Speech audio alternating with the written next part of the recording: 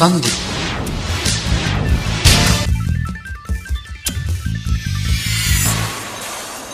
வணக்கம் உறவுகளே, மீண்டும் ஒரு சந்திப்பு நிகழ்ச்சியோடு சந்தித்துக் கொள்கின்றோம். இன்றைய சந்திப்பு நிகழ்ச்சியில் நோர்வே தமிழ் மகளிர் அமைப்பின் இணைப்பாளர் திருமதி சுமதி விஜயராஜ் அவர்களை இணைத்துக் கொள்கின்றோம். நோர்வே தமிழ் மகளிர் அமைப்பின் செயற்பாடுகள் சார்ந்து பேசுவதற்காக இந்த சந்திப்பு கூடாக இணைக்கின்றோம். அந்த வகையிலே கடந்த 23/3/2025 அன்று நோர்வேயில் இருக்கின்ற பெண்களுக்கான உளவியல் கருத்தரங்கொன்றை நோர்வே தமிழ் மகளிர் அமைப்பினர் நடாத்தியிருந்தார்கள். அந்த கருத்தரங்கிலே பெரும்பாலான பெண்கள் பங்கெடுத்து பயனுற்றுள்ளார்கள் என்பதும் குறிப்பிடத்தக்கது. அந்த வேளை அவரை இணைத்து கொண்டு அதற்கான விடயங்களையும் நோர்வே தமிழ் மகளிர் அமைப்பு முன்னெடுத்து வருகின்ற விடயங்களையும் பேசுவதற்காக இணைத்துக் கொள்கின்றோம். வணக்கம் அன்புக்குரிய திருமதி சுமதி விஜயராஜ் அவர்களே. வணக்கம் மனோ. வணக்கம் தமிழ் முரசம் நேயர்களுக்கும் வணக்கம். ஆமாம், நோர்வே தமிழ் மகளிர் அமைப்பு நோர்வேயில் நீண்ட காலமாக இயங்கி வருகின்றது.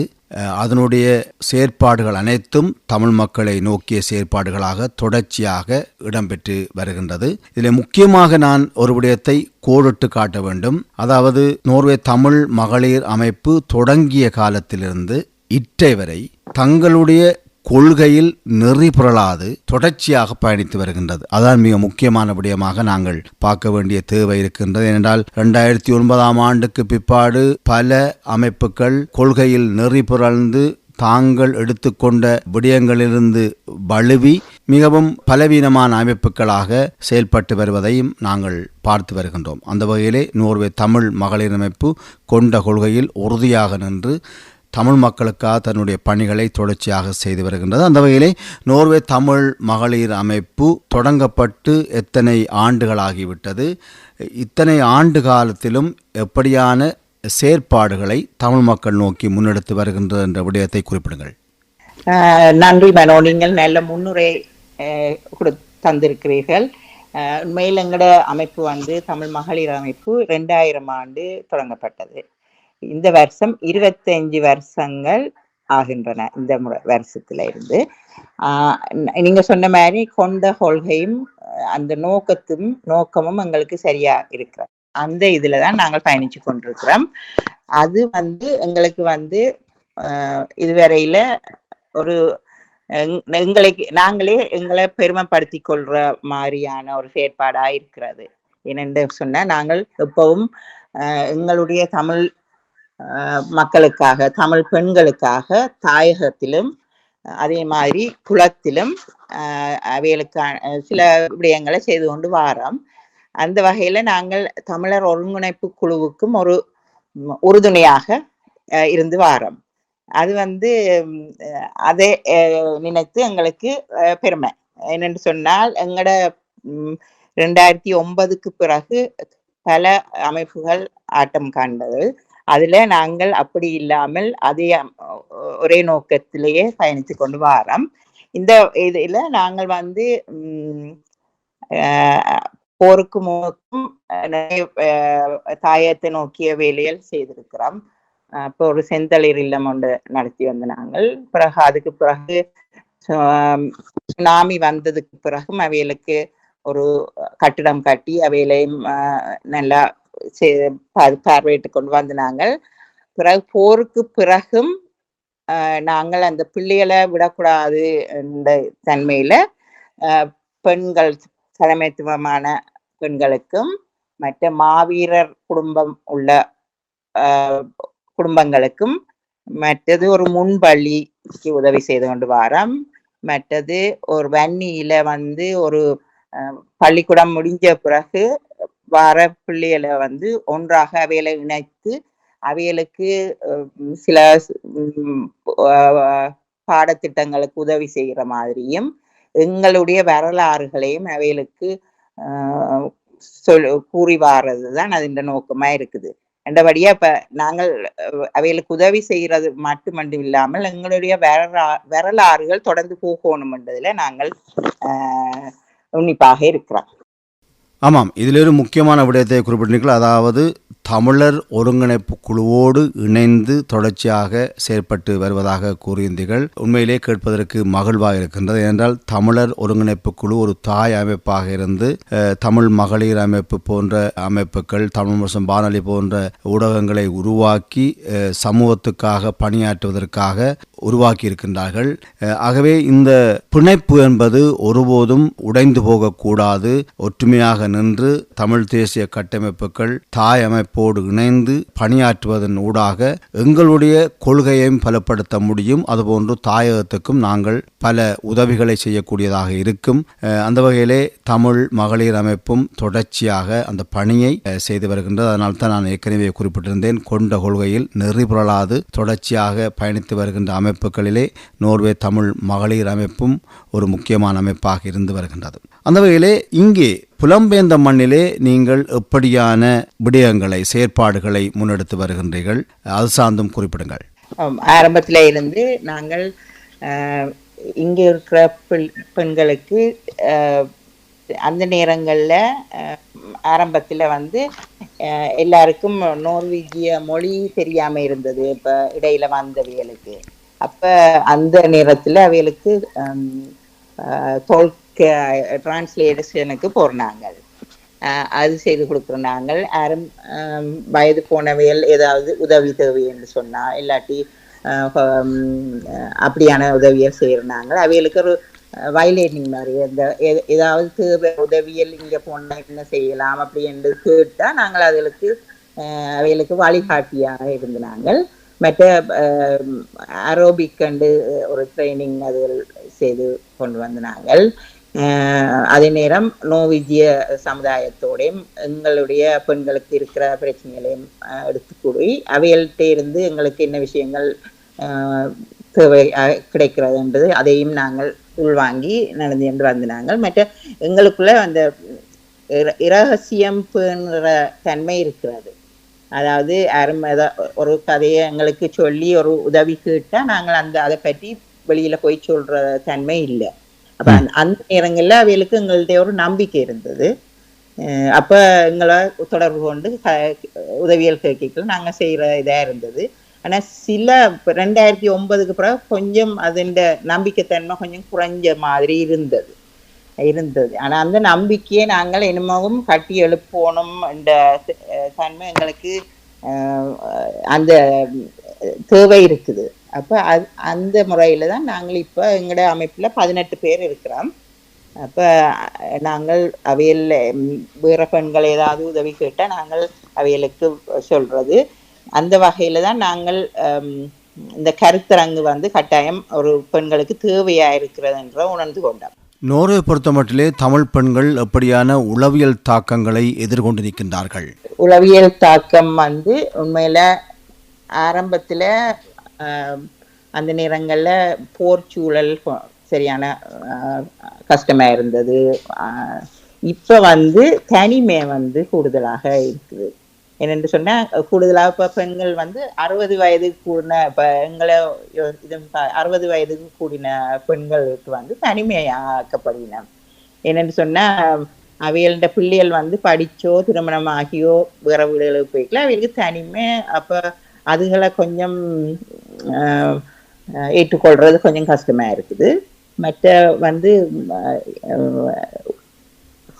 உதவி இந்த என்ன ஹெல்த் சுகாதார உதவியல் அப்படியும் இருக்குது.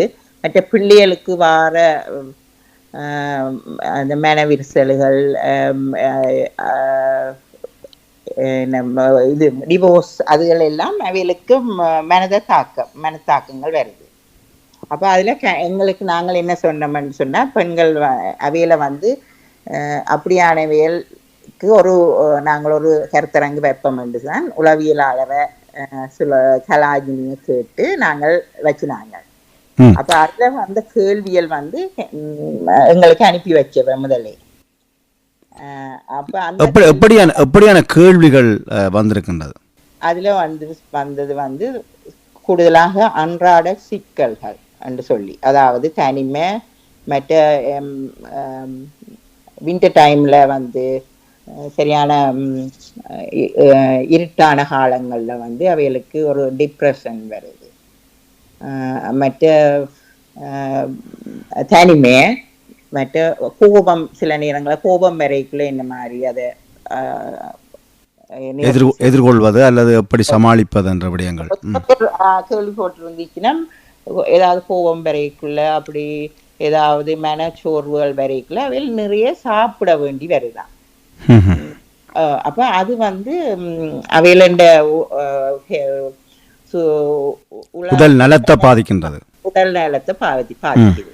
அப்ப அதுக்கு என்ன செய்யலாம்னு கேட்டவ. மற்ற சில பேர் கேட்டுச்சுன்னா இந்த பிள்ளைகள் இருக்கிறவ ஒரு 30 வயது பிள்ளையோ அல்லது 25 வயது பிள்ளையோ அவைகள் வந்து 2 சமுதாயத்துக்குள்ளேயும் ஏற்றுக்கொள்ளப்படாத தன்மையில அவைகள் வந்து தனிமையா இருக்கிற இதண்டினமா ஒரு வயதுக்கு பிறகு அவைகள் தனிமையாகவும் அந்த பள்ளிக்கூடங்களுக்கு பெரிய யூனிவர்சிட்டி அப்படி போயிட்டு இடையில நிறுத்தினோம், வேலைக்கு போகாம இருக்கணும், நாவலுக்கு போயினோம், அப்படியான அதுகளுக்கு பிள்ளைகளை நாங்கள் என்னென்று ஒப்புமுந்திரா இது பண்றோம்னு சொல்லி கேட்டது.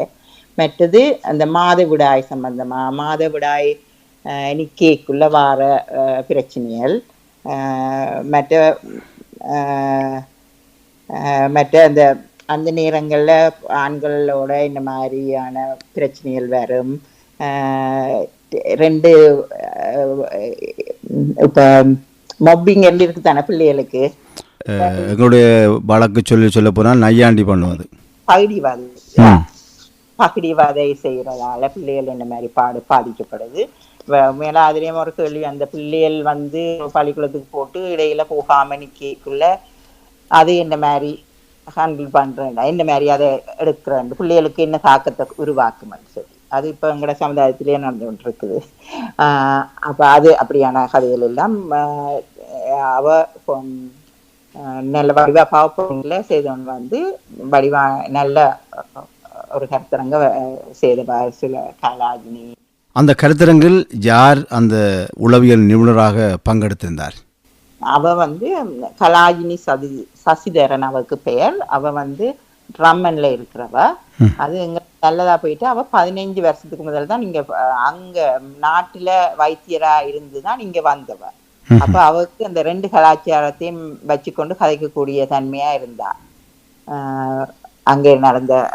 அப்ப அவ வந்து தான் பட்ட கஷ்டங்களையும் தனக்குள்ளால ஏற்பட்ட பிரச்சனைகளையும் அதையும் பற்றி கதைச்சு, இப்ப பெண்கள் என்னன்னு சொன்னா அவ என்னன்னு சொன்னா ஏதாவது ஒரு உள பிரச்சனைகள் வந்தா அதுக்கு நாங்களே எங்களை நாங்கள் ஏற்றுக்கொள்ளணும், அதுக்கு என்ன நாங்கள் செய்யலாம், அதுக்குள்ள இருந்து என்னென்று விடுபடலாம்னு நாங்களே சுயமா யோசிக்கணும் சொல்லி சுயமா யோசிச்சு ஆளையும் முடியாது என்று சொன்னாதான் நாங்கள் பிறகு வைத்தியரை நாடுறது நல்லதுன்னு சொல்லியிருந்தா. அப்ப அதுக்கு கணக்கு வழிமுறைகள் சொன்னா இந்த மாதிரி நாங்கள் வழிபடுத்துறேன் சொல்லி அதுல பிறகு கேள்வியெல்லாம் கேட்டவ. இல்லை, உதாரணமாக ஒருவர் அல்லது ஒரு பெண் உளவியல் ரீதியான தாக்கத்துக்கு உள்ளாக்கப்படுகின்ற போது அவர் எப்படி தன்னை தயார்படுத்தி கொள்ள வேண்டும், அதிலிருந்து மீள்வதற்கு என்ற விடயங்கள் நிச்சயமாக அவர் பகிர்ந்திருப்பார். அதில் எப்படியான விடயங்களை பகிர்ந்து கொண்டார்? அவர் சொன்னா முதன்மையா ஒரு நல்ல ஒரு நம்பிக்கையான ஒரு ஆளுக்கு கதைக்கலாம். மற்ற எனக்கு இந்த பிரச்சனை இருக்கு, ஓகே நான் இப்ப கூட சாப்பிட்டு கொண்டிருக்கிறேன்னு சொன்னா ஓகே அதை விட்டுட்டு நான் ஒரு வெளியில போயிட்டு வரலாம். ஒரு இது உடற்பயிற்சியும் சொன்னவன், உடற்பயிற்சியும் அந்த அதை மறக்க பண்ணுமென்னு சொல்லி. இப்ப நாங்கள் ஒரு டூர் போறோம்டா, வெளியில நடந்து போட்டு வந்தோம்டா சில நேரம் அந்த இதை மறக்கிற தன்மையா இருக்குமென்னு சொல்லி. மற்ற உடனேயே நாங்கள் வைத்தியரை நாடணும் மட்டும் இல்லை, அதே நேரம் இதையும் சொன்னோம், அந்த ஃப்ரீவிலி ஹெத்தன் இருக்குத்தானே, அதாவது என்னன்னு சொல்றேன், சம்பளம் இல்லாத வேலை என்று சொல்லுவோமே, எங்கட மூதாதை சொல்லுவார்கள் வட்டி வேலை என்று. வட்டி வேலையா வந்து மனதுக்கு சந்தோஷத்தை கொடுக்குமாண்டு அதுக்கு உதாரணமா எங்களை சொன்னவன். அதாவது சமூக அமைப்புகளோடு, சமூகத்துக்கான அமைப்புகளோடு இணைந்து சமூக சேவை செய்வது, சமூக சேவையா அப்படியான வேலைகள் செய்யறதால அவையோட மனங்கள் வந்து இப்ப மற்றவையோட கதைக்கிற தன்மை இருக்கும். அவைகளுக்கு இன்னொரு ஆளுக்கு இன்னொரு பிரச்சனை இருக்குன்னா ஓகே இது எனக்கும் இந்த பிரச்சனை இருக்குது, அப்ப அது பரவாயில்லை என்ற மாதிரியான ஒரு நிலைமைய அவையோட இடத்துல இருந்து எங்களை நாங்கள் வச்சு பார்த்து கதைக்கிறது தன்மையிலன்னு சொல்லி நிறைய கதைச்சிருந்தவ நாங்கள் கேட்டு நாங்கள் தொடர்ந்து இப்படியான கருத்தரங்குக்கு அவ ஓமன் சொல்லியிருக்கிறா. தேவைப்படைக்குள்ள தான் வந்து கதைக்கலாம், டெலிஃபோன்ல கதைக்கக்கூடிய தன்மைகள் இருக்குன்றது எனக்கு அப்படி சொல்லியிருந்தவ. அது எல்லாரும் அதை உள்வாங்கி ஒரு 1.5 மணித்தியாலத்துக்கிட்ட அவ கதைச்சவ. அப்ப எல்லாரும் அதை கேட்டவ. அப்ப அவைகளுக்கு நல்ல திருப்தியாத்தான் போனவ அந்த முடிவுக்குள்ள. அதே நேரம் இன்னொன்றும் உடற்பயிற்சி சம்பந்தமான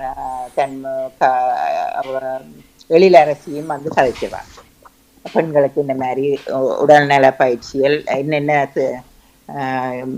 இங்க ஸ்டோனர் பீடையில் என்னென்ன உடற்பயிற்சிகள் நடக்குதுன்னு சொல்லி அதன் தன்மையை பற்றியும் கதைச்சவா. அதை விட பிறகு விஜி அகிலன் வந்து தனது புற்றுநோயிலிருந்து என்ன மாதிரி விடுபட்டது என்று சொல்லியும் அதை பற்றியும் கதைச்சிடும். அவர் பேசியது மிக முக்கியமான விடயமாக நான் பார்க்கின்றேன். அவருடைய அந்த பேச்சை இந்த இடத்தில் இணைத்துவிட்டு தொடர்ந்து பேசிக்கொள்ளலாம். இயற்கை வீடியோல எம்எஸ்சிக்கு நேராக வேலை செய்தான். கிறிஸ்தவ கார்வையில எனக்கு திருமணமாகி 2 பிள்ளைகள் இருக்கிறான். 2 பேரும் படிச்சு முடிச்சு வேலை செய்யலாம். அதான் இது சின்ன ஒரு இன்ட்ரோடக்ஷன். அது ஒரு கேள்வி கேட்டவா உன்ன லீவை பற்றி நான் அது சம்பந்தமா தான் உங்களுக்கு கதைக்க போறேன். எனக்கு வந்து லீமூர் கிராஃப்ட் ஸ்டேஜ் 4 2020 சில நேரம் புலம்பிடுவேன். நான் கஷ்டப்படாதுங்க. 2022ஆம் ஆண்டு வந்தது. உங்களை மாதிரி தான் நான் ஒரு ஆள் வேலை வீடு புருஷன் ஹிகிலியா இருந்த ஒரு ஆள். என்னை பற்றி தெரிஞ்சாங்களுக்கு தெரியும். இருந்தா கூட லைஃப் ஒரு ஸ்னுட் வந்து கீழே விடும். இது இந்த வாழ்க்கை முடிய போகுது என்று சொல்லி விளக்குல வந்து அந்த அந்த கட்டம் எப்படி அதை நாங்க ஹேண்டில் பண்ணணும், எப்படி அதுல இருந்து வெளியில வரணும், வெளியில வந்துட்டேன்னு தான் நினைக்கிறேன். நான் இப்ப கொஞ்சம் இதா இருக்கு வந்தது. லீமூர் கிராஃப்ட் வந்து எனக்கு ஒரு இதொண்டு இருந்தது. இந்த மாதிரி சில பேர் இருப்பீங்க, நான் லேகிட்ட போகக்கூடாது, ஹாஸ்பிட்டலுக்கு போகக்கூடாது, மெடிசின் பாவிக்க, டேப்லெட்டே போட மாட்டேன். தலைவலி வந்தாலும் டேப்லெட் போட மாட்டேன். அதுல அதை போடாமல் எப்படி வெளியில வாரதுன்றதுக்கு தான் நான் ட்ரை பண்ணினான். ஆனா இப்ப பாவிக்காத மெடிசின் இல்ல எனக்கு. வயிற்றுல இருந்து இதுவரையும் 46 தையல் ஹீல் டோப்பர் பண்ணி அதுக்குள்ள இவ்வளவு பெரிய கட்டி 22 சென்டிமீட்டர்ல கண்டுபிடிச்சு. எனக்கு தெரியா, நான் சீக்கிரம் நான் லேகிட்ட போயில. நான் போனது வேற ஒரு அலுவலா. கேட்கிறாரு லேக ஃபர்ஸ்ட் லேக உனக்கு சீக்காண்டு இல்ல, நான் யாருக்கும் சீக்க நான் ஸ்லோனுக்கு போட்டு வந்தேன் கொரோனா டைம். சோ அவர் சொல்றாரு ஒரு விஜி நீ ஸ்லோனுக்கு போட்டு வந்த நீ கொரோனா வந்திருக்கலாம், ஒரு ப்ளூ புரவி எடுக்கணும்னா இல்ல இல்ல எனக்கு சீக் இல்ல, நான் ஒரு டேப்லெட் மாத்த போனான் அதுதான் கேட்டான். இல்ல ப்ளூ புரவி எடுப்பான். ஓகே டாக்டர் எடுங்கன்னு சொன்னான். உண்மையில் இந்த இடத்தில் நாங்கள் அவருக்கு எமது மனமார்ந்த பாராட்டுக்களை தெரிவித்துக் கொள்கின்றோம். காரணம், மிகப்பெரிய ஒரு நோய். இந்த நோய்பட்டவர்கள் உளவியல் ரீதியாகவே பாதிக்கப்பட்டு வெளியில் வர முடியாத நபர்களாக பலர் இருக்கின்றார்கள்.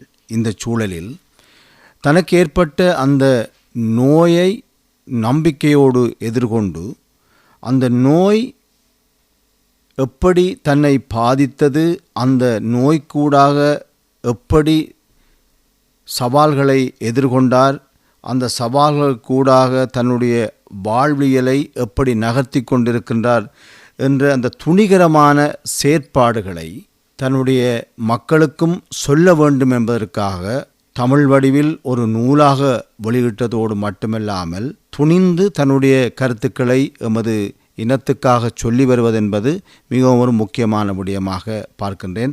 அந்த வகையிலே தமிழ் முரசம் வானொலி அவருக்கு மனமார்ந்த பாராட்டுக்களை இந்த வேளையில் தெரிவித்துக் கொள்கின்றது. ஆமாம் உறவுகளே, தொடர்ந்து நோர்வே தமிழ் மகளிர் அமைப்பின் இணைப்பாளர் திருமதி சுமதி விஜயராஜ் அவர்களோடு பேசிக்கொள்வோம். அதாவது நோர்வே தமிழ் மகளிர் அமைப்பை பொறுத்த மட்டிலே தாயகன் நோக்கியும் இங்கே புலம்பெயர்ந்து வாழ்கின்ற எங்களுடைய தமிழ் இனம் நோக்கியும் தொடர்ச்சியாக பணிகளை செய்து வருகின்றது. அதிலே நீங்கள் 18 பேர் பணியாற்றுவதாக குறிப்பிட்டிருந்தீர்கள். இங்கு வாழ்கின்ற எங்களுடைய பெண்களுடைய பங்களிப்பு, சமூகம் நோக்கிய சேவைக்கு பெண்களுடைய பங்களிப்பு எந்தளவு தேவை இருக்கின்றது என்பதை நீங்கள் பார்க்கின்றீர்கள்? கட்டாயம் ஒவ்வொரு பெண்களும் பங்களிப்பு வேண்டியது முக்கியம். அதாவது இப்போ அவையில தாங்களே இப்போ தனியாக வீட்டில் இருந்து ஒரே சீரீஸ் பார்த்து கொண்டும் அப்படி இருக்காமல் இப்போ வெளி அமைப்புகளோடையோ இல்லாட்டி அவைகளுக்கு ஒரு நெட்வொர்க் இருந்ததுன்னு சொன்னால் இப்போ அந்த பெண்களுக்கு நல்லது. இப்போ தேவையான நேரங்களில் இப்போ வெளி அமைப்புகள் உதவியல் கேட்டால் அவையில் வந்து செய்கிற அளவுக்கு இருந்தால் நல்லதான். அப்படி ஆன ஆக்கள் இருக்கணும், எங்களுக்கு அப்படி உதவி செய்கிற ஆக்களும் இருக்கணும். எங்களோட நோக்கம் வந்து இந்த பெண்களுக்கு வந்து இப்படியான வெளியிடங்களுக்கு வந்தா மற்றவையோட கதைச்சு தங்களோட பிரச்சனைகளையும் எங்க நாங்க நிக்கிறோம் என்ற ஒரு சுய இதை கொண்டு வரலாம்ன்றது எங்களுடைய நோக்கம். அத வந்த பெண்கள் எல்லாரும் சொல்லிட்டு போயிடுச்சு, நல்ல வடிவா நீங்கள் செய்திருக்கிறீங்கள், நல்ல கண்ணாலய பிறகு ஒரு நல்ல கருத்தரங்கன்னு சொல்லி தொடர்ந்து இதை மாதிரி வச்சா நாங்க வருவோம். உண்மையில அந்த நாங்க சோசியல் மீடியா இதுகள்ல போட்டது வந்து கன பேருக்கு போய் சேர்ந்துருக்குது. இப்போ தமிழ்முரசம் மூலமும் நாங்கள் எங்களோட வைபவ் குரூப் மூலம் எல்லாரும் ஃபேஸ்புக் மூலம் இதில் வெளியில கொண்டு வந்தது வந்து பல பேருக்கு போயிருக்குது. இப்போ அந்த சில பேர் வரையில் என்று அடிச்சு சொல்லி இனிமே வந்தா தங்களுக்கு சொல்லுங்கன்னு சொல்லியும் இருக்கிறேன். மற்ற முடிஞ்சு போனவ திரும்ப டெலிஃபோன் எடுத்து கதைச்சிருக்கிறேன் எங்களோட. நீங்கள் அடுத்தடுத்த கருத்தரங்களை செய்கின்ற போது இன்னும் கூடுதலான நபர்கள் வருவதற்கான வாய்ப்பு இருக்கின்றது. என்றால் இந்த கருத்தரங்களை பங்கெடுத்தவர்கள் நிச்சயமாக பலரோடு பேசுவார்கள். பேசுகின்ற போது இன்னும் அதிகமானவர்கள் வருவதற்கான வாய்ப்பு இருக்கின்றது. உண்மைதான் வேணும் என்ற கணவர் சொல்லிச்சுன்னா அந்த இப்படியான கருத்தரங்கு ஆண்களும் எங்களோட சேர்ந்திருந்து கேட்டாத்தான் அவையிலும் என்ன இதுகளை அறிஞ்சு கொள்ளக்கூடியதா இருக்குமென்னு சொல்லி என்ற வகையில இனி நாங்கள் செய்யற கருத்தரங்கு ஆண்கள் பெண்கள் என்று இல்லாமல் எல்லாருக்கும் சேர்த்து செய்யறது. என்னன்னு சொன்னா இப்ப வந்து பெண்கள் வந்து இப்ப நேரடியா கேள்வி கேட்கவோ அப்படியான பயமான அச்சம் தெரிவிக்கிற பெண்களா இல்லை, எல்லாரும் நேரடியா கதைச்சு இங்கத்திய முறையில இப்போ கொஞ்சம் கூட வளர்ந்தபடியா அப்படி இருக்குது. என்றபடியா நாங்கள் அடுத்த கருத்தரங்க எல்லாருக்கும் சேர்த்து வைப்போம் என்று யோசிச்சிருக்கிறோம். சிறப்பு. ஏனென்றால் உண்மையிலே நாங்கள் இங்கே நோர்வேயில் வாழ்கின்றோம். இந்த நோர்வேஜிய பண்பாட்டிலே மிக ஒரு முக்கியமான விடயம் இந்த சொசியாலிசேரிங் என்று சொல்வார்கள், அதாவது சமூக உறவை பேணுவது. அந்த சமூக உறவு என்பது இந்த இப்படியான சவால்களுக்கு உட்பட்டிருக்கின்றவர்களை மீட்டெடுக்கின்ற ஒரு தன்மையை கொண்டிருக்கின்றது. அதாவது எந்த தாக்கமாக இருந்தாலும், அது மன அழுத்தமாக இருக்கலாம், அல்லது நோயாக இருக்கலாம், அல்லது எந்த தாக்கங்களாக இருந்தாலும் இந்த சமூக உறவை பேணுகின்ற போது அதில் ஒரு மனதுக்கு ஒரு நிறைவான விடயத்தை கொடுக்கின்ற நிலையை ஏற்படுத்தும். அதுதான் நாங்கள் இந்த சமூக சேவைகளை செய்கின்ற போது நாங்களே அதை உணர்கின்றோம் இல்லையா? நாங்கள் வெறுமனே வீட்டுக்குள் இருந்து திரைப்படங்களையும் சினிமாக்களையும் பார்த்துவிட்டு அதோடு முடங்கி போகாமல் சற்று வெளியே வந்து எங்களுடைய இனம், எங்களுடைய மக்கள் என்று சொல்லி இந்த சமூக சேவைகளை செய்கின்ற போது எங்களுக்குள் எந்த விதமான அழுத்தங்களையும் எதிர்கொள்கின்ற சக்தி இருக்கின்றது. அது நிச்சயமாக இந்த வீட்டிலே இருக்கின்றவர்கள் வெளியில் வந்து இப்படியான கருத்தரங்களிலே பங்குகள் கொண்ட போது இன்னும் அவர்களுக்கு ஒரு பலனாக அமையும் என்று நம்புகின்றோம். என்றால் வெறுமனே எல்லாவற்றையும் நாங்கள் எங்களுடைய மூளைக்குள் வைத்து புதைத்து, மனதுக்குள் வைத்து புதைத்து விட்டு நோய்களை ஏற்படுத்தி கொள்ளாமல் இப்படியான சமூக உறவுகளோடு இணைந்து கொண்டு அதை எளிதாக்கி கொள்ளலாம் என்பதுதான் என்னுடைய கருத்தாகவும் இருக்கின்றது. உண்மைதான். என்னன்னு சொன்னா மற்ற நாங்கள் இந்த வெளி பெண்களோ வெளியாட்களோட நாங்கள் தொடர்பாடலை வந்து இந்த மாதிரி வச்சிருக்கிறோம்ன்றதுலயும் ஒரு முக்கியம் இருக்குது. என்னன்னு சொன்னா நாங்கள் இப்போ ஒரு ஆட்களை கண்டா தமிழ்ன்ட்டு நாங்கள் வணக்கம் சொல்லணும், ஒரு கதைக்கணும் அப்படி என்று சொன்னாத்தான் அவையெல்லாம் யோசிப்பினோம். இப்போ தெரியாத மாதிரி நாங்கள் போய் போனோம்டா இன்னொரு நேரங்கள்ல அவையில் வந்து என்ன தெரியாத மாதிரி போறா அப்படின்ட்டு. அப்ப நாங்க இப்படியான அமைப்புகள்ல இருக்கிற நாங்கள் ஒரு மற்ற ஒரு என்னன்னு சொல்றோம் மற்றவைகளுக்கு முன்னுதாரணமா இருக்கணும். என்ன நேரங்களே நாங்கள் நாங்கள் நாங்கள் மகளிர் அமைப்புல இருக்கிறோம்ன்றதை மறக்கக்கூடாது. அதுல நாங்கள் இதா இருக்கணும். மற்றது அந்த உளவியலாளர் கதைக்கல அந்த ஸ்ட்ரெஸ்ஸை பற்றி கதைச்சுவா. அது அது எல்லாருக்கும் தான் இருக்குது. என்ன அந்த ஸ்ட்ரெஸ் அதை நாங்கள் எங்களுக்கென்று நேரத்தை கொடுக்கணும். சரியாக திட்டமிட்டு செய்கின்ற போது அதை குறைக்கலாம். அதுதான் கூடுதலான ஆட்கள் என்ன கேட்டாலும் என்ன இதென்னா ஸ்ட்ரெஸ். இப்ப என்ன நேரம் எங்கள்கிட்ட வராது. நாங்கள் தான் நேரத்தை திட்டமிடணும். திட்டமிட்டா எதையும் சரியான தன்மையில கொண்டு போகலாம். அதுவும் முக்கியமானு சொல்லி கதைச்சவா. இப்படி பல விடயங்கள் கதைச்சவா. எல்லாம் இப்ப இதுல உங்களுக்கு கஷ்டம் தானே. இப்ப கஷ்டம் ஞாபகம் வருதில்லை. நான் நிறைய விஷயங்கள் கதைச்சவா. அடுத்த முறை இப்படியான இதுகள் நடக்கல கூடுதலான மக்கள் வந்தால் நல்லது. இந்த நிகழ்ச்சியின் நிறைவாக ஒரு விடயத்தை கேட்டுவிட்டு முடிக்கலாம் நினைக்கின்றேன். நீங்கள் இப்பொழுது தமிழ் மகளிர் அமைப்பை புதிதாக பொறுப்படுத்துகின்றீர்கள். 2009ஆம் ஆண்டுக்கு பிற்பாடு எத்தனை பொறுப்பாளர்கள் மகளிர் அமைப்பில் சேவை செய்திருக்கின்றார்கள்? 2009க்கு பிறகு நான் 13ஆம் ஆண்டு வரையும் நாங்கள் பொறுப்பாளர் இல்லாமல் இதண்டினது. நான் 6வது. அதாவது இந்த கடந்த 15 வருடங்களுக்குள் 6 பொறுப்பாளர்கள் மகளிர் அமைப்பில் மாறியிருக்கின்றீர்கள். என்னென்று சொன்னாமனோ நான் அனைத்துலக மீட்டிங்கு போயிருக்கல. அப்ப அங்க நாங்கள் கதைச்சு முடிவெடுத்தது என்னன்னு சொன்னா 2 வருஷத்துக்கு ஒருக்கா நாங்கள் எங்களோட அமைப்பு இணைப்பாளரை மாற்றணும். என்னன்னு சொன்னா எல்லாரும் அந்த எல்லாருக்கும் பொறுப்புகள் வர வேணும்னு சொல்லி அதை எல்லாரும் கொண்டு போகணும்னு சொல்லி அப்ப அந்த இதுலதான் நாங்க ஒவ்வொரு 2 வருஷத்துக்கு மாத்தினாங்க. அது 2013க்கு பிறகுதான் நாங்கள் அப்படி அதுவரையும் 2013 வரையும் இணைப்பாளர் இல்லாம எல்லாருமே சேர்ந்து செய்து கொண்டு வந்தாங்க. அதுக்கு பிறகு இப்ப நான் 6வது ஒவ்வொரு 2 வருஷத்துக்கும் ஒரு இந்த கொரோனா மூட்டத்துல ஒரு ஆள் 3 வருஷம் அப்படி இருந்தது. இந்த வழியா அதுமையான சரியான நல்லதுன்னு சொல்றேன். என்னன்னு சொன்னா அந்த அமைப்புக்கு ஒரே மாதிரியான இது இல்லாம புது புது இதுகளை வித்தியாசமான இணைப்பாளர் என்றைக்குள்ள எல்லாருக்கும் ஒரே மாதிரியான வேலை இருக்கும் இல்ல, வித்தியாசமான அணுகுமுறைகள் இருக்கும். அப்ப அந்த அணுகுமுறை முக்கியம் நாங்கள் எங்களோட அமைப்பை சீரா கொண்டு போறதுக்கு. நிச்சயமாக, அதாவது புதிய புதிய சிந்தனைகள் வரும். புதியவர்கள் வருகின்ற போது புதிய புதிய சிந்தனைகள் வரும், புது உத்வேகம் வரும். அப்படி பல விடயங்கள் இருக்கின்றது. ஆகவே அது ஒரு மிக முக்கியமான விடயம்தான். ஏனென்றால் எல்லோருக்கும் சந்தர்ப்பம் வழங்கப்படுகின்றது. அது மட்டுமில்லாமல் அவர்களும் ஒரு நிர்வகிக்கின்ற பொறுப்பை எடுக்கின்ற போது அவர்களுக்கும் ஒரு புதுவிதமான அனுபவம் வருகின்றது. ஆகவே அது ஒரு முக்கியமான விடயமாகத்தான் பார்க்க முடிகின்றது. ஏனென்றால் நான் அதை ஏன் கேட்டேன் என்று சொன்னால், நீண்ட காலமாக இருக்கின்ற போது முதலாளித்துவ சிந்தனையும் வந்துவிடும். எல்லோருக்கும் வந்துவிடும் என்று சொல்ல முடியாது. எங்கேயாவது ஒருவருக்கு அப்படியான சிந்தனை வந்துவிட்டால் அந்த அமைப்பு பாதிக்கப்பட்டுவிடும். எங்கள்கிட்ட நிறைய வெளிப்படைத்தன்மை இருக்குது. நான் இணைப்பாளர் என்று சொல்லி போட்டு என்ற நினைவுக்கு செய்யல. சில விஷயங்கள் நாங்கள் எல்லாரும் கதைச்சுதான் முடிவெடுக்கிறது. நாங்கள் கதைச்சுதான் முடிவெடுக்கிறோம் நாங்கள். அப்ப அதுல வெளிப்படைத்தன்மை இருக்குது. மற்ற எல்லாரையும் உள்வாங்குற தன்மை இருக்குது. நான் பெரிது நீ பெரிதண்டு இல்லாமல் நாடு பெரிதென்று சொல்லித்தான் நாங்கள் எங்களோட அமைப்பை கொண்டு போறோம்.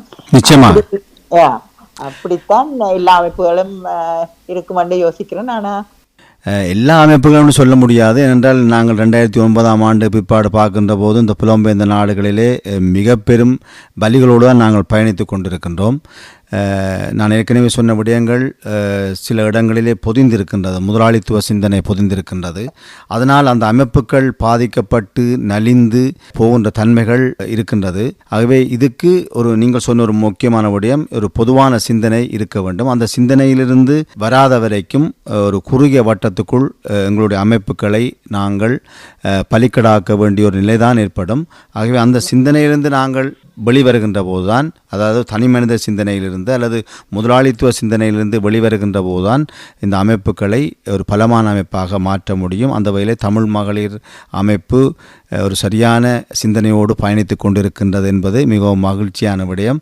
அதனால்தான் உங்களால் தொடர்ச்சியாக இந்த அமைப்பை பலப்படுத்தி சேவைகளை செய்யக்கூடியதாக இருக்கின்றது. எந்த விதமான விமர்சனங்களுக்கும் உள்ளாக்கப்படாமல் ஒரு நேர்மையான அமைப்பாக தொடர்ந்து பயணிக்கக்கூடியதற்கு முக்கிய காரணம் அதுவாகத்தான் இருக்கும் நான் நம்புகின்றேன். மற்றது மனோ என்னன்னு சொன்னா, இப்ப இது வரலாறு தெரிஞ்சிருக்கணும், அது டைம் முக்கியம். இப்ப வரலாறு தெரியாத வேலுக்குத்தான் இப்படியான இதுகள்ல அமைப்புகள்ல இருக்கேக்குள்ள கொஞ்சம் கஷ்டமா இருக்குது. என்னன்னு சொன்னா வலி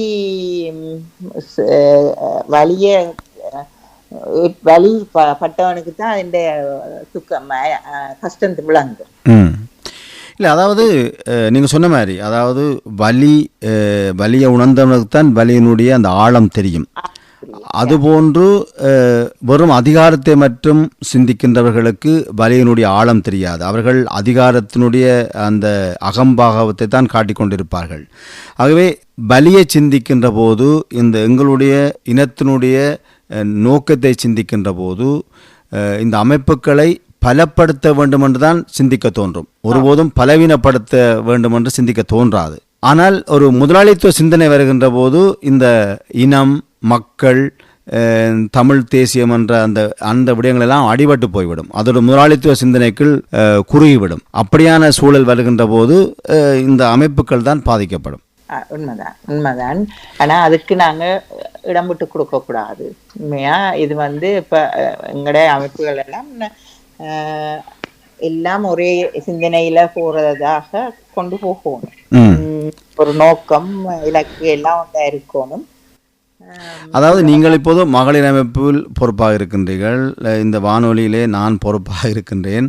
நாளை இந்த எங்களுடைய தாய் அமைப்பு, இதை உருவாக்கிய தாய் அமைப்பு ஒரு மாற்றம் தேவை என்று கேட்கின்ற போது அந்த மாறக்கூடிய பக்குவம் அல்லது அந்த மாறக்கூடிய தன்மை எங்களிடம் இருக்க வேண்டும். அது இல்லாமல் போனால் அந்த அமைப்பு அழிந்துவிடும். ஏதோ ஒரு இதுலதான் ஒரு மாற்றம் தேவை என்று கேட்கினோம்னு சொன்னா நாங்கள் அதுக்கு இடம் விட்டு கொடுக்கணும். இல்லையென்று நாங்கள் இல்லை நான் இதெல்லாம் இருப்பேன் என்று சொல்லி கொண்டு நின்றா அதுல பின்புலம் ஏதோ இருக்குன்றதான் நாங்கள் யோசிக்க வேண்டி வரும். அந்த பொதுவான சிந்தனை இல்லை என்று சொன்னால் அது மிக ஒரு ஆபத்தாகத்தான் முடிந்துவிடும். அது நீங்களாக இருந்தாலும் சரிதான், நானாக இருந்தாலும் சரிதான், ஒரு பொதுவான சிந்தனை இல்லாமல் ஒரு முதலாளித்துவ சிந்தனையோடு இதற்கு நாங்கள் பயணிப்போமாக இருந்தால் நாங்கள் சார்ந்த அமைப்புகள் பாதிக்கப்பட்டுவிடும். அந்த இடத்துக்கு நாங்கள் ஒருபோதும் போய்விடக்கூடாது என்பதுதான் மிக முக்கியமான விடயமாக இந்த இடத்திலே பதிவு செய்யக்கூடியதாக இருக்கின்றது. உண்மைதான். உண்மையா பொது விடயங்கள்ல நாங்கள் வேலை செய்யறாங்க, சரியான வழியில பயணிக்கணும். இல்லை என்று சொன்னா இப்ப எனக்கு இது கஷ்டமா இல்லாட்டி இது எனக்கு வேண்டாமன்னு சொல்லினோம்னு சொன்னா நான் மற்றவைக்கு வழிவிடணும்ன்றதுல மாற்றி சிந்தனை இல்லை. அது இல்லை, நாங்கள் சமூகத்துக்காக, இனத்துக்காக பணியாற்றுகின்றோம். அந்த இனத்திலிருந்து எதிர்ப்பு வருகின்ற போது நாங்கள் அதை மீள கையளித்து விட்டு அந்த அமைப்பை பாதுகாக்கின்ற பக்குவம் வேணும். நாங்கள் இனத்துக்காக வேலை செய்கின்றவர்கள் இனம் எதிர்க்கின்ற போது, இல்லை நான் இனத்தை எதிர்த்துத்தான் வேலை செய்ய போன்றேன் என்றால் அது மிகவும் ஒரு சிக்கலான சூழலுக்கு கொண்டு வந்துவிடும். நான் இதையும் சொல்லலாம். நான் தமிழர் வள ஆலோசனை மையத்துல நான் இணைப்பாளராக இருந்தேன். நான் அந்த நேரத்துல சில பிரச்சனைகள் வரைக்குள்ள எனக்கு அந்த இடம் சில நோக்கங்கள், சில இலக்குகள் எல்லாம் பிழையா இருக்குன்னு சொல்லி வரைக்குள்ள நான் அந்த இடத்தை விட்டுட்டு வெளியில வந்துட்டேன். என்னன்னு சொன்னா எனக்கு அதுக்குள்ள இருந்து கொண்டு சேர்ந்து போறது கஷ்டமா இருந்தது. அப்ப அதுவும் அப்படியான தன்மை இருக்கும். என்னன்னு சொன்னா நின்று அதுக்குள்ள எங்கட இதை கொண்டு போகலைன்னு சொன்னா பிறகு நானும் அதுக்கு உடந்தையா இருக்கக்கூடாதுன்னு சொல்லி நான் வெளியில வந்தேன். அப்படியான தன்மையும் இருக்குது. அந்தபடியா பாப்போம் என்ன நடக்குதுன்னு. நிச்சயமாக, அதாவது அது நிச்சயமாக எனக்கு நினைவு இருக்கின்றது. அதாவது அழுத்தங்கள், புற அழுத்தங்கள் வருகின்ற போதும் அல்லது கொண்ட கொள்கையிலிருந்து விலகி போகின்ற போதும் அந்த இடத்துக்கு தனி மனிதர்களாக நின்று போராட முடியாத சூழல் வருகின்ற போது அந்த இடத்திலிருந்து விலகி வருவதுதான் பொருத்தமாக இருக்கும். வேறு வழி இல்லை. அப்படியான சூழல் உங்களுக்கு ஏற்பட்டிருக்கின்றது என்பது நிச்சயமாக நான் அறிவேன். அந்த வகையிலே நீங்கள் தொடர்ச்சியாக தமிழ் தேசிய அமைப்புகளோடு இணைந்து பயணித்துக் கொண்டிருக்கின்றீர்கள். கொள்கை வலுவாது எமது இனத்தினுடைய விடுதலைக்காக முடிந்த அளவு பணிகளை செய்ய வேண்டும் என்ற எண்ணத்தோடு பயணிக்கின்றீர்கள். அந்த வகையிலே அதுதான் ஒவ்வொருவரும் சிந்திக்க வேண்டிய தேவையாக இருக்கின்றது. நாங்கள் இனம் சார்ந்து பயணிக்கின்றவர்கள் அந்த இனத்தை மட்டும் சிந்தித்து பயணிக்கின்ற போதுதான் இனத்தினுடைய விடியலுக்காக நாங்கள் சரியான முறையிலே பயணிக்கக்கூடியதாக இருக்கும். எங்களுடைய சுயநலம் சார்ந்து அல்லது எங்களுடைய முதலாளித்துவ சிந்தனைக்குள் அமைப்புகளை முடக்குவோமானால் அந்த அமைப்பு ஒருபோதும் அபிவிருத்தி பாதைக்கு செல்ல போவதில்லை. அந்த அமைப்பிலிருந்து எமது இனத்துக்கு எந்த விதமான பலனும் கிடைக்கப் போவதில்லை. அது முற்றுமுழுதாக வேறு சிந்தனைக்குள் அகப்பட்டுவிடும். அந்த வேளை நாங்கள் இப்படியான சிந்தனைகளோடு, பொதுவான சிந்தனைகளோடு தொடர்ந்தும் அமைப்புகளை வளர்த்து செல்ல வேண்டும் என்பதுதான் காலத்தின் தேவையாக இருக்கின்றது. என்றால் எங்களை எதிரி அழிப்பதற்கு பல்வேறு வழிகளிலும் எங்களை சூழ்ச்சி வலைக்குள் வீழ்த்தி எங்களை பலவீனப்படுத்தி விடுதலை என்ற அந்த சிந்தனை அகற்றப்பட வேண்டும் என்பதற்காக பல்வேறு சூழ்ச்சிகளை தொடர்ச்சியாக எதிரி பின்னிக் கொண்டிருக்கின்றான். ஆகவே அந்த சூழ்ச்சி வலைக்குள் நாங்களும் வீழ்ந்து போகாது எங்களுடைய இனத்தினுடைய இன்னலை துடைக்க, எங்களுடைய இனத்துக்காக மாவீரர்கள் வரித்து கொண்ட கொள்கையை பலப்படுத்த தொடர்ந்தும் இந்த தமிழ் தேசிய அமைப்புகளுக்கூடாக பயணிப்போம் என்று தெரிவித்துக் கொண்டு இதுவரை இணைந்து கொண்டு உங்களுடைய கருத்துக்களை எம்மோடு பகிர்ந்து கொண்ட உங்களுக்கு மனமார்ந்த நன்றிகளை தெரிவித்துக் கொண்டு விடைபெறுகின்றோம். நன்றி, வணக்கம். அன்புக்குரிய திருமதி சுமதி விஜயராஜ் அவர்களே. நன்றி மனோ. நாங்கள் தலைவரின் கூட்டு இதுல சொல்லலாம், தர்மம் வெல்லும். அதுதான் இந்த கூட்டாயிருக்கும், தலைவற்ற கூட்டு. ரெண்டபடியா தர்மம் வெல்லும். நாங்கள் தொடர்ந்து பயணிப்போம். இந்த வாய்ப்பு தந்ததுக்கு தமிழ் முரசத்துக்கு தமிழ் மகளிர் அமைப்பு சார்பாக நன்றி கூறிக்கொள்ளும். நன்றி, வணக்கம். மீண்டும் சந்தித்துக் கொள்ளலாம். நன்றி. ஆமாம், அவர் நோர்வே தமிழ் மகளிர் அமைப்பின் இணைப்பாளர் திருமதி சுமதி விஜயராஜ் அவர்கள் இணைந்து கொண்டு நோர்வே தமிழ் மகளிர் அமைப்பின் செயற்பாடுகள் சார்ந்து நம்மோடு பேசிக்கொண்டார். அவருக்கு நன்றிகளை தெரிவித்துக் கொண்டு இன்றைய சந்திப்பு நிகழ்ச்சியை நிறைவுக்கு கொண்டு வருகின்றேன். நன்றி, வணக்கம் உறவுகளே. நீங்கள் இதுவரை கேட்டது சந்திப்பு.